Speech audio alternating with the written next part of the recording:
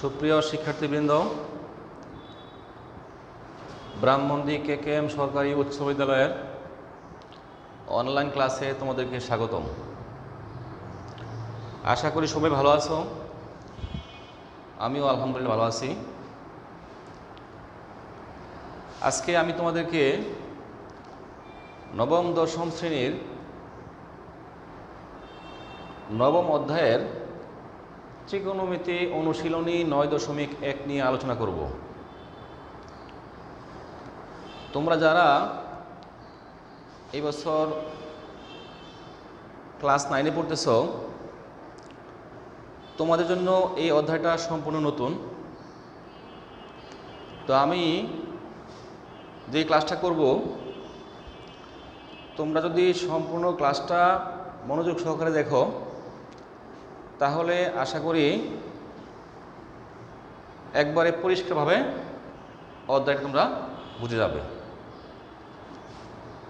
তো প্রথমেই শুরু করব ত্রিকোণমিতির সংক্ষিপ্ত ইতিহাস দিয়ে। ত্রিকোণমিতি শব্দটি এসেছে ইংরেজি প্রতিশব্দ ট্রিগোনোমেট্রি থেকে। যেমন ট্রিগোনোমেট্রি থেকে। আবার ট্রিগোনোমেট্রি শব্দটি এসেছে গ্রিক শব্দ ট্রিগোনন, অর্থাৎ দেখো ট্রিগোনন, যার অর্থ হলো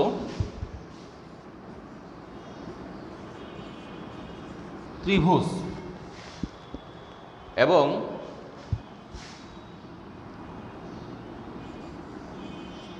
ম্যাট্রন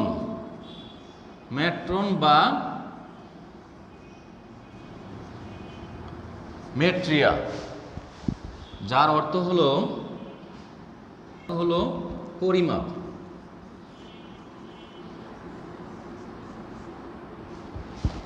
তাহলে ত্রিকোণমিতি শব্দের অর্থ দাঁড়ালো ত্রিভুজের পরিমাপ।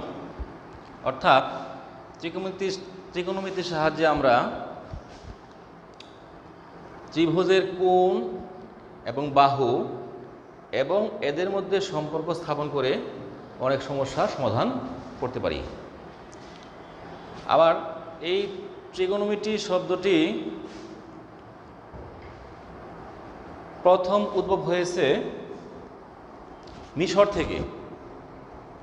যদিও মিশর থেকে উদ্ভব হয়েছে, কিন্তু উদ্ভাবন করেছেন গ্রিক জ্যোতির্বিদ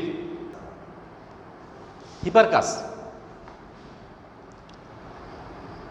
তারপরে আমরা যে আধুনিক ত্রিকোণমিতি দেখতে পাচ্ছি, সেগুলা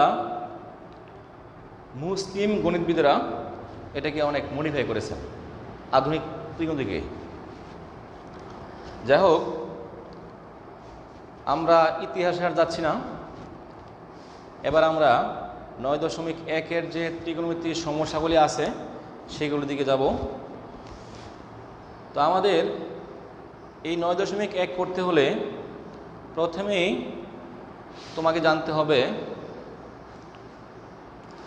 কয়েকটা অপেক্ষক বা ত্রিকোণমিতিক অনুপাত, আমরা যাদেরকে বলি। এরকম 6টা অনুপাত আছে। আমি অনুপাতগুলি লিখতেছি।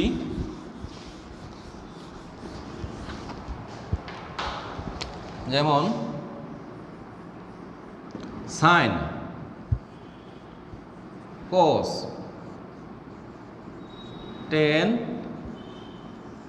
কট, সেক, কোসেক। আবার এই সাইনের পূর্ণরূপ হলো সাইন, SINE। কোসের পূর্ণরূপ হলো কোসাইন। টেনের পূর্ণরূপ হলো টেনজেন্ট। কটের পূর্ণরূপ হলো কোটেনজেন্ট, সেকের পূর্ণরূপ হলো সেকেন্ড এবং কোসেকের পূর্ণরূপ হলো কোসেকেন্ড। আচ্ছা, তারপরে যেহেতু আমরা ত্রিভুজ নিয়ে আলোচনা করব, এই ত্রিকোণমিতি করতে হলে যে কোনো একটা কোণ তোমার উল্লেখ করা থাকবে বা মেনশন করা থাকবে। সেই মেনশন করা কোণটাকে আমরা গ্রিক অক্ষর থিটা, এটার নাম হলো থিটা, এই থিটা দিয়ে প্রকাশ করব। থিটা ছাড়াও আরও কিছু প্রতীক আমরা ব্যবহার করতে পারি, যেমন এটার নাম হলো আলফা, এটার নাম হলো বিটা, বিটা, তারপরে এইরকম এটার নাম হলো গামা, তারপরে আছে এটার নাম হলো ফাই, সরি ফাই না, উচ্চারণটা হবে ফাই। এরকম আরো প্রতীক আছে, যেমন সাই, মিউ, ইটা, এরকম অনেক প্রতীক আমরা ব্যবহার করতে পারি। তবে আমরা থিটাটাই ব্যবহার করব। এছাড়াও তোমাদের বইয়ে এই থিটার পরিবর্তে বড় হাতের এ বি সি এগুলো দিয়েও প্রকাশ করে। যাই হোক, এই যে আমরা প্রথম লিখলাম 6টা অনুপাত, এই অনুপাতগুলোর মধ্যে আবার সম্পর্ক আছে, সেই সম্পর্কগুলি আমি আগে লিখব।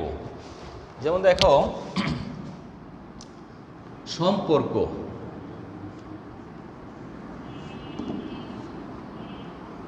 সাইন থিটা ইকুয়াল টু 1/কোসেক থিটা, আবার কোসেক থিটা ইকুয়াল টু 1/সাইন থিটা। তাহলে দেখো, সাইন থিটা ইকুয়াল টু যদি 1/কোসেক থিটা হয়, আবার কোসেক থিটা ইকুয়াল টু যদি 1/সাইন থিটা হয়, তার মানে হলো সাইন এবং কোসেক পরস্পরের বিপরীত। একই রকমভাবে কোস থিটা ইকুয়াল টু 1/সেক theta, sec theta equal to 1/কোস থিটা। তার মানে কোস এবং সেক পরস্পরের বিপরীত। আবার টেন থিটা ইকুয়াল টু 1/কট থিটা এবং কট থিটা ইকুয়াল টু 1/টেন থিটা। তার মানে টেন এবং কট পরস্পরের বিপরীত। আরও দুইটা বিশেষ সম্পর্ক আছে, সে দুটো হলো tan theta equal to sine theta by cos theta. তাহলে যেহেতু কট টেনের বিপরীত, তাহলে কট থিটা হবে cos theta by sine theta. এই কয়টা লাগবে আমার সম্পর্ক। এই সম্পর্কের পরে আমার লাগবে কিছু সূত্রাবলী। আমি সূত্রগুলি লিখছি।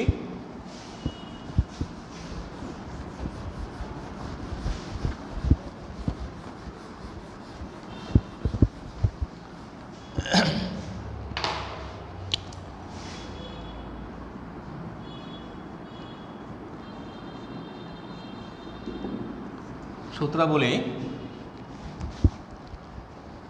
1 নম্বর হলো sine square theta plus cos square theta equal to 1। তারপরে সাইন স্কোয়ার থিটা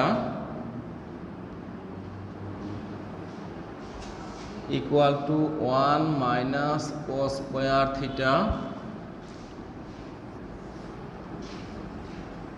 আবার cos square theta equal to 1 minus sine square theta. তোমরা লক্ষ্য করো, প্রথমটা যদি আমি মূল সূত্র ধরি তাহলে এই যে সাইন স্কোয়ারটা এই পাশে রেখে কস স্কোয়ারটা আমি সাইড চেঞ্জ করি তাহলে হয় 1 মাইনাস কস স্কোয়ার থিটা। আবার কস স্কোয়ারটা রেখে যদি সাইন স্কোয়ারটা আমি ওই পাশে নেই তাহলে হবে কস square theta equal to 1 minus sine square theta. তার মানে আমি যদি এটা জানি, এটা থেকে এই দুইটা আমার আসবে। তারপরে হলো sec square theta minus tan square theta equal to 1। আবার sec square theta equal to 1 plus tan square theta, এবং tan square theta equal to sec square theta minus 1। এখানেও লক্ষ্য করো, এটা যদি আমি মূল সূত্র ধরি তাহলে সেক স্কোয়ার থিটা রেখে টেন স্কোয়ার থিটা যদি আমি ডান পাশে নেই তাহলে হবে sec square theta equal to 1 plus tan square theta. একই রকমভাবে আমি সেক স্কোয়ার রাখলাম, 1টাই পাশে আনলাম, তাহলে সেক স্কোয়ার থিটা মাইনাস 1, আর টেন স্কোয়ারটা পাশে নিলে হবে প্লাসের, তাহলে হবে tan square theta equal to sec square theta minus 1। তাইলে এই দুইটা সূত্র আসলো এইটা থেকে। তারপর হলো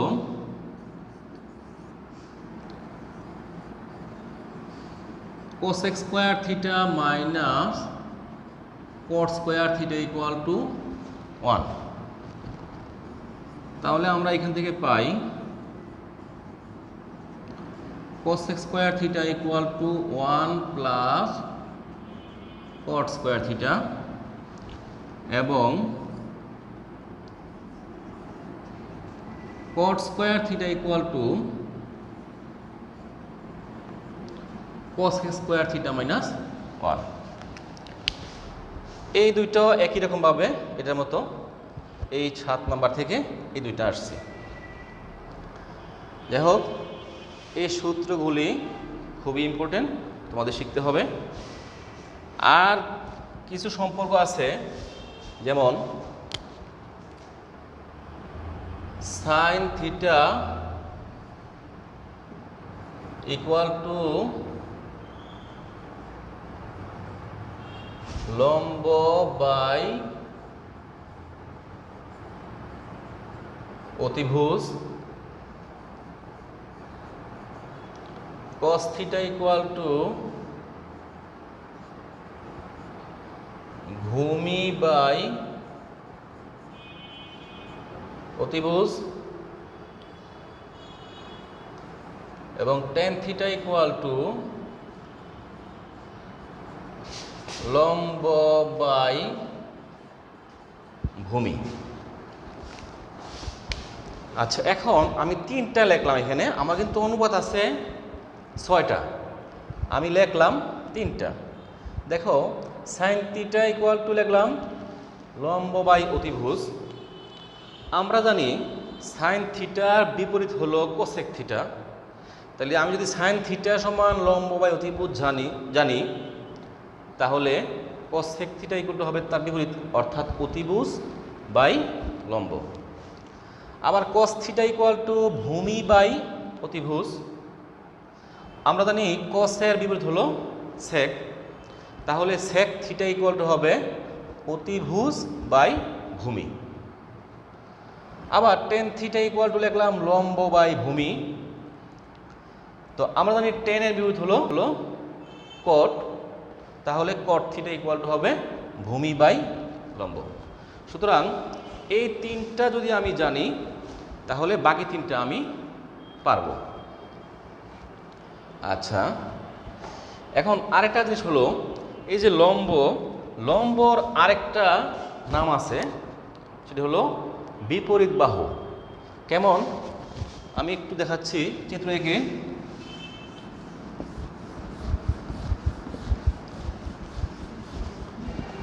যেমন একটা সমকোণী ত্রিভুজ আঁকলাম,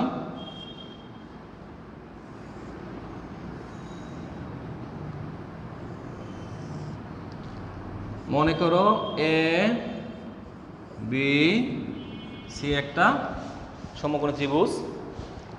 যদি আমার সি কোণটা মেনশন করা থাকে থিটা, তাহলে যে কোণটা মেনশন করা থাকবে তার সরাসরি যে বিপরীত বাহুটা আছে তার নাম হলো বিপরীত বাহু। তাহলে আমরা এই লম্বর আরেক নাম বলতে পারবো বিপরীত বাহু।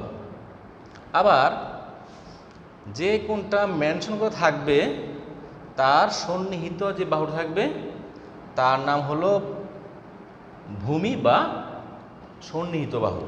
অর্থাৎ এই ভূমির আরেক নাম হলো সন্নিহিত বাহু। যাক, সুপ্রিয় শিক্ষার্থীবৃন্দ, আশা করি এই পর্যন্ত তোমরা বুঝতে পেরেছ। এখন আমি তোমাদেরকে এই যে ত্রিকোণমিতির সূত্রগুলি লিখলাম, এই সূত্রগুলি প্রমাণ আছে, প্রমাণগুলিও গুরুত্বপূর্ণ তোমাদের জন্য। আমি এই সূত্রগুলি খুব সহজ উপায়ে তোমাদেরকে প্রমাণ করে দেখাবো। আর আমি যদি একটা বুঝাই দিই তাহলে তোমার অন্যগুলা যদি তোমরা ক্লিয়ার বুঝো তাহলে অন্যগুলা নিজেরাই পারবা। তাহলে চলো আমরা মনে করো 1 নাম্বার সূত্র ছিল আমার sign square theta plus cos square theta equal to 1।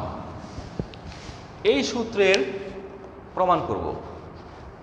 তো পরীক্ষা আসলে তোমার কিভাবে আসবে? পরীক্ষা আসবে জ্যামিতিক, আমি লিখি জ্যামিতিক উপায়ে প্রমাণ করো যে।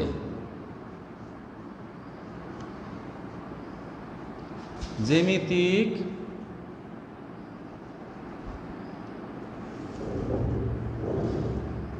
উপায়ে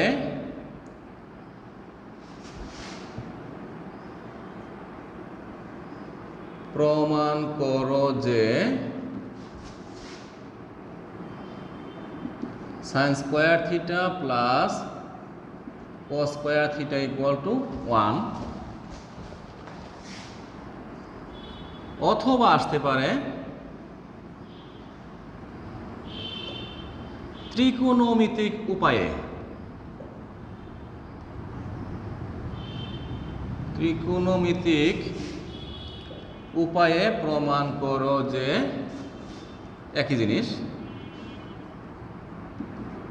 sign square theta plus cos square theta equal to 1। এই যে কোনো একভাবে আসতে পারে, প্রশ্ন যেভাবেই আসুক না কেন প্রমাণ একই। আমরা এখন এটা এই sign square theta plus cos square theta equal to 1 তার প্রমাণ দেখাবো। প্রথমেই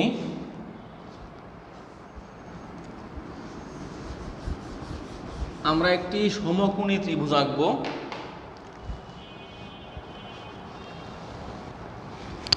কিভাবে আঁকবো? আঁকার সিস্টেম হলো এইভাবে। মনে করি কোণ X O Z equal to theta. O Z বাহুর উপর পি একটি বিন্দু নিই এবং পি এম লম্ব ও এক্স আঁকি। তাহলে আমি সমকোণী ত্রিভুজ পি ও এম পেলাম। আচ্ছা, এখন তোমরা অষ্টম শ্রেণীতে পড়েছ পিথাগোরাসের উপপাদ্যটা।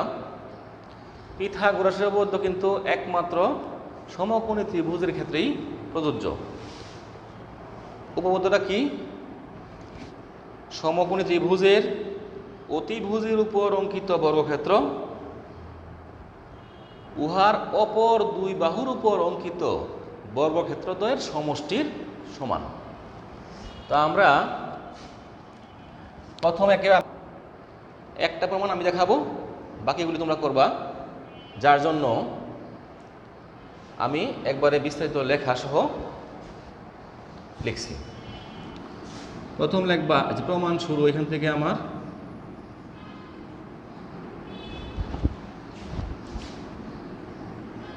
মনে করি কোণ X O Z equal to theta.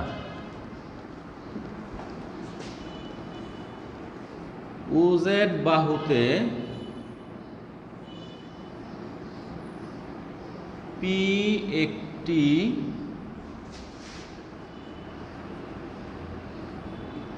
বিন্দু নিই। পি এম লম্ব ও এক্স আঁকি।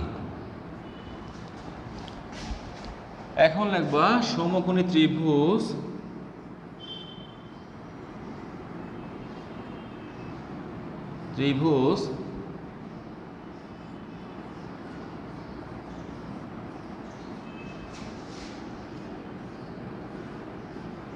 পি ও এম হতে পাই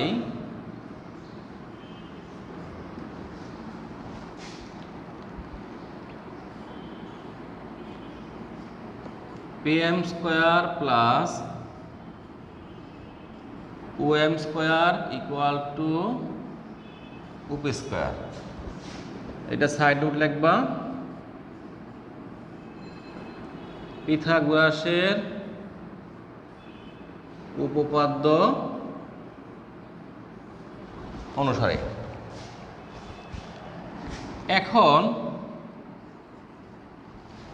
এখন হলো এই যে আমি করলাম এই পর্যন্ত তোমার সবগুলি প্রমাণের জন্য লাগবে। এখন কি করব আমি? এখন আমি দেখব আমি কি প্রমাণ করব। আমি প্রমাণ করব sign square theta plus cos square theta equal to 1। তাহলে এখন তুমি দেখো, আমরা জানি সাইন থিটা সমান লম্ব বাই অতিভুজ। আবার তুমি কসও ধরতে পারো, কস থিটাও কি ভূমি বাই অতিভুজ। অর্থাৎ দেখা যাচ্ছে আমার কস এবং সাইন আমি যাই ধরি না কেন দুইটারই নিচে আছে কি অতিভুজ। তাহলে আমি আমার এই ত্রিভুজে অতিভুজ কোনটা আছে? উপি। আমি এই অতিভুজ দিয়া এই সমীকরণটার উভয় পক্ষকে ভাগ করব। তাহলে অতিভুজ হলো উপি, আমি ভাগ করব অতিভুজ দিয়া। তাহলে P M square by OP square plus O M square by OP square equal to উপি square by OP square. Side note লিখব উভয় পক্ষকে উপি স্কোয়ার দ্বারা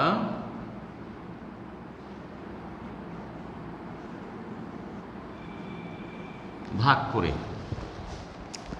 আচ্ছা, এখন আমার দেখো এই যে স্কোয়ার পিএম এর উপরও আছে ওপি এর উপরও আছে। তাইলে আমরা কি করতে পারি? পিএম বাই ওপি লিখে তার হোল স্কোয়ার দিতে পারি প্লাস এখানেও একই রকম ওএম বাই উপি লিখে তাকে হোল স্কোয়ার দিতে পারি, আর এখানে হবে কি 1। আচ্ছা, এখন দেখো পিএমটা হলো এই ত্রিভুজের মধ্যে লম্ব এবং উপিটা হলো কি অতিভুজ। তাইলে লম্ব বাই অতিভুজ আমরা কি শিখলাম আগে? লম্ব বাই অতিভুজ হলো সাইন। তাইলে আমরা এখান থেকে লিখতে পারি সাইন, আর যেহেতু স্কোয়ার আছে স্কোয়ার দিব, আর থিটা কি আমার কোণ হলো থিটা, তাহলে আমি লিখবো সাইন স্কোয়ার থিটা প্লাস, এবার দেখো ওএম, ওএমটা আমার কি এখানে? ওএমটা হলো ভূমি, ভূমি আর উপি হলো অতিভুজ। তাহলে ভূমি বাই অতিভুজ আমার কোন সম্পর্ক আছে? কস। তাহলে আমরা লিখতে পারি কস, যেহেতু স্কোয়ার আছে স্কোয়ার দেব, আর যেহেতু থিটা কোণের প্রেক্ষিতে কাজটা করতেছি আমরা থিটা কোণ লিখবো ইকুয়াল টু 1। তাহলে দেখো কত সহজভাবে আমার প্রমাণটা হয়ে গেল। এখন আমাকে যদি প্রমাণ করো যে sign square theta equal to 1 minus cos square theta, তাহলে আমি কি করতাম? একেবারে সেম উপায়ে এইভাবে আসতাম এখানে, আসার পরে শুধু আমি এখান থেকে সাইড চেঞ্জ করে দিব। কিভাবে? বা sign square theta equal to 1 minus cos square theta হয়ে গেল। আবার যদি বলতো যে প্রমাণ করো যে কস square theta equal to 1 minus sine square theta দেখাও, তাহলে আমি কস স্কোয়ারটা এখানে রাখতাম আর সাইন স্কোয়ারটা বসে নিয়ে যেতাম। আচ্ছা, এটা হলো এটা প্রমাণ। আর বাকি যেগুলো আছে সবগুলি একেবারে সেম উপায়ে তুমি একই রকমভাবে, এই যে আমি লিখলাম এই পর্যন্ত তোমার আসতে হবে সবগুলি প্রমাণের জন্য। সবগুলি প্রমাণের জন্য আমার এই পর্যন্ত আসতে হবে। তারপরে আমি কি করব? মনে করো আমি পর্যন্ত লিখলাম, এখন আমি কি করব? এখন আমাকে মনে করে বলছে যে প্রমাণ করো যে sec square theta minus tan square theta equal to 1 প্রমাণ করো। তা আমরা দেখব যে সেক অথবা টেন যে কোনো একটা তুমি দেখলেই হবে। যে সেক থিটা সমান কি বাই কি লিখি আমরা? চিন্তা করবা, কস থিটা হলো ভূমি বাই অতিভুজ, তাহলে সেক যেহেতু কসের বিপরীত, তাহলে সেক হবে অতিভুজ বাই ভূমি, তাহলে আমার নিচে কি হলো? ভূমি। আবার আমি যদি টেন চিন্তা করি, টেন হলো লম্ব বাই ভূমি, তাহলে আমার নিচে কি আছে? ভূমি। তুমি দুইটা চিন্তা করার দরকার নাই, যে কোনো একটা চিন্তা করলেই হবে। তাহলে আমি চিন্তা দেখলাম যে কি সেক চিন্তা করলেও নিচে ভূমি আসে, টেন চিন্তা করলেও নিচে ভূমি আসে। সুতরাং আমি কি করব? ভূমি দিয়া ভাগ করব। একটু দেখো, এই পর্যন্ত আমার কোনো চেঞ্জ নাই, চিত্র সেম, লেখা সেম, শুধু এখন ভাগ করব আমি ভূমি দিয়া। তাহলে দেখো পিএম স্কোয়ার, ভূমি কত আমার? ভূমি হলো ওএম। তাহলে ওএম স্কোয়ার দিয়ে ভাগ করব উভয় পক্ষকে, ওএম স্কোয়ার দিয়ে ভাগ করতেছি। এখানে লিখবো ওএম স্কোয়ার দিয়ে ভাগ করে। এখন আগের মতো আমরা পিএম বাই ওএম লেখা হোল স্কোয়ার দিব, যেহেতু দুইটার মধ্যে স্কোয়ার আছে, আর এটা হবে 1 কাটাকাটি করলে।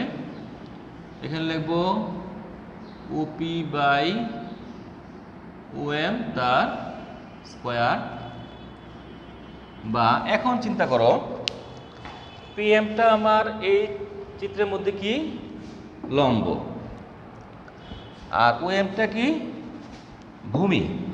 তাহলে লম্ব বাই ভূমি আমার কোন সম্পর্ক আসে? 10, আমরা আগে জেনেছি। তাহলে আমরা এটাকে লিখব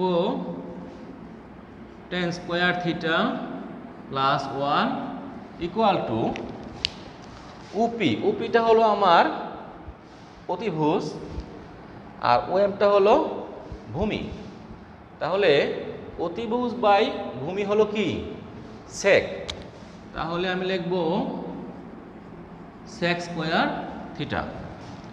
এখন আমি শুধু সাইড চেঞ্জ করে দেব। দেখো আমি যদি লিখি বা এই সেক স্কোয়ারটা সমান সমানের বাম পাশে লিখব, আর tan স্কোয়ার থিটা প্লাস 1টা আমি ডান পাশে লিখব। এখন বা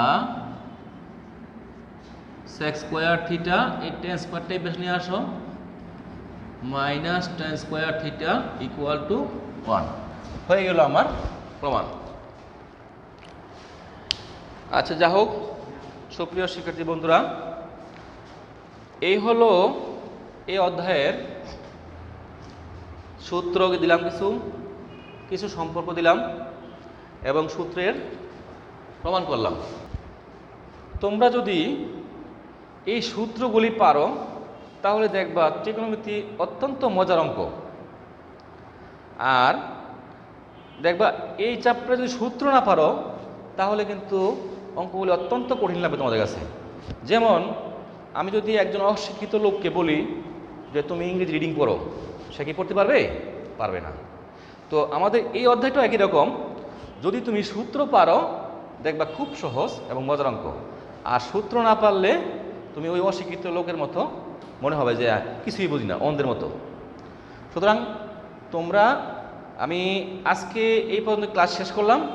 আগামী ক্লাসে এই সূত্রগুলি তোমরা শিখে আসবে। সবাইকে আজকের মতো ধন্যবাদ।